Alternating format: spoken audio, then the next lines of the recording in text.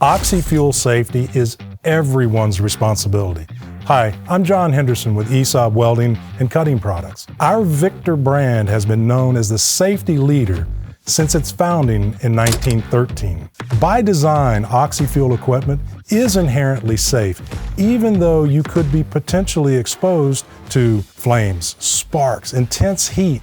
Millions of people work accident-free every year. However, it's important to know those safety risks.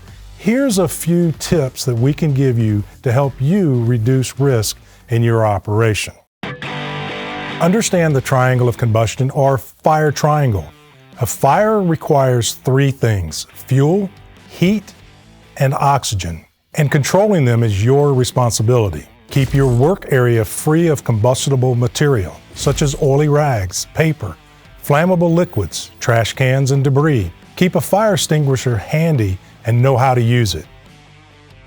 Safe torch design. Hazards associated with Oxy-Fuel include reverse flow, flashback, backfire, and sustained backfire. Victor torches have two built-in safety features. Reverse flow check valves are designed to stop the reverse flow of gases, eliminating the condition that could lead to a possible flashback. Flashback arrestors are designed to prevent the flame from traveling beyond the point of the arrestors.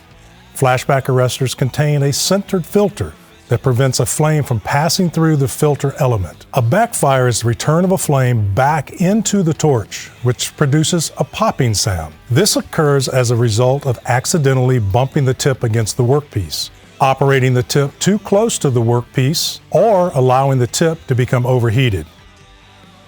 Clothing and PPE. Wear appropriate clothing made from natural fibers that won't melt like polyester fleece.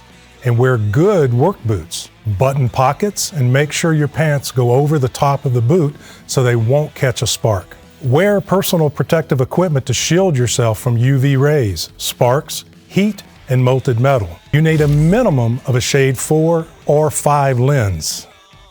Cylinder safety. Positively identify the cylinder's content before using it. Before moving a cylinder, remove the regulator and install the cylinder cap. Use a cart designed to transport cylinders. Secure the cylinder to prevent tipping or falling. In the event of a cylinder fall, Edge 2.0 regulators can prevent a catastrophic failure in two ways. The critical components stay within the cylinder wall, using the cylinder to shield the regulator. SLAM technology, a patented shock limitation absorbing mechanism, distributes the impact like the crumple zone of a car.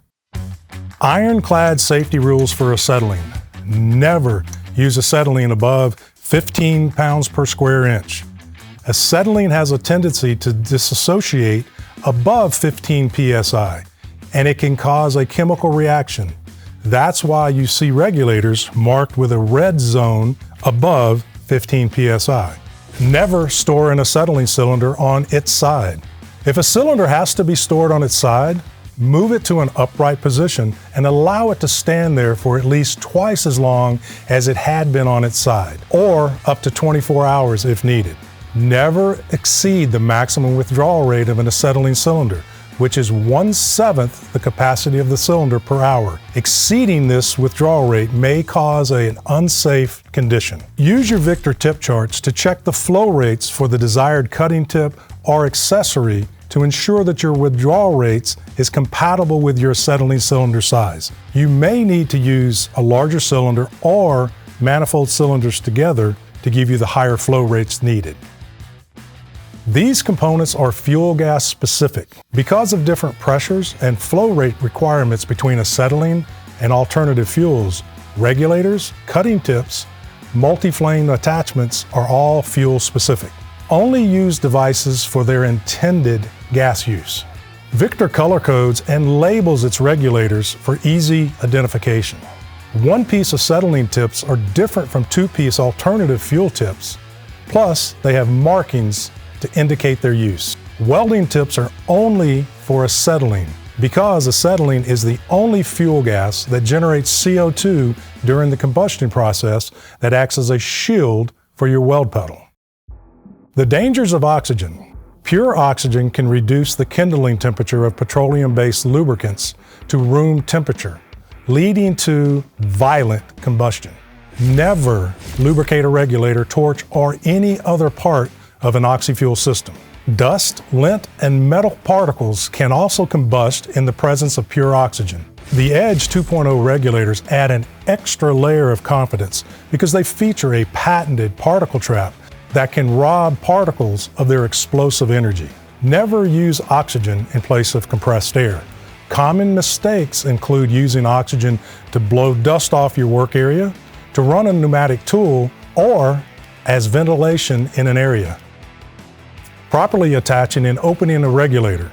Before attaching a regulator, be sure all inlet and outlet valves, threads, and seats are free from oil, grease, dirt, and any damage.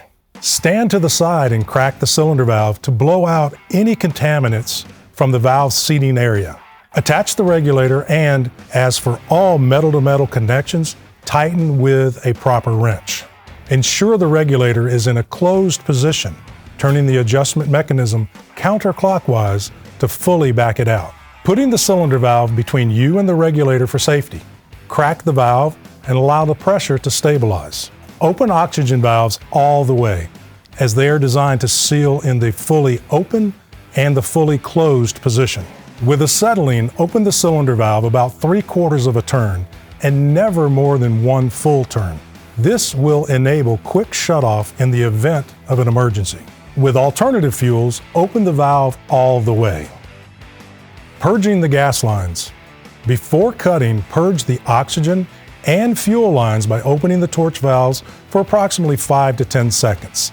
This will help remove any contaminants that may have come from the manufacturing environment. Close the valves, double check your regulator pressure, and adjust if necessary. Performing a leak test. After connecting all components, you need to check the entire system for leaks. Ensure that the adjusting mechanism is completely backed out. Open the cylinder valve slowly until the high pressure gauge reading stabilizes, then shut off the cylinder valve. Monitor the gauge for any pressure drop, which is an indication of a leak on the high pressure side of the system. If no leaks are evident, open the cylinder valve and adjust the pressure regulator to deliver approximately 20 pounds of pressure. Repeat the process for the fuel side, but be sure to adjust the fuel gas regulator to deliver no more than 10 pounds of pressure. Observe your gauges for a few minutes. If the readings do not change, then the system is leak tight. Proper torch shutdown procedure. With all Oxy-Fuel processes, always close the oxygen valve first, then close the fuel valve. If there's a small flame still present, it indicates you may have a leaking fuel valve. If you hear a popping sound, one of two things happen. You reverse the shutoff order, or you have a leaking oxygen control valve. Proper shutdown procedure. Never leave Oxy-Fuel systems pressurized while unattended, even for just a lunch break. A classic mistake is to drape your torch over a cutting table or a barrel. Because acetylene is heavier than air, it can pool in that barrel and lead to a potential catastrophic situation. Always follow these shutdown procedures when finished. Close the valves from your gas supply. Open the fuel gas valve on the torch, bleeding any pressure from the system, and close the fuel gas valve. Follow the same procedure with the preheat oxygen valve.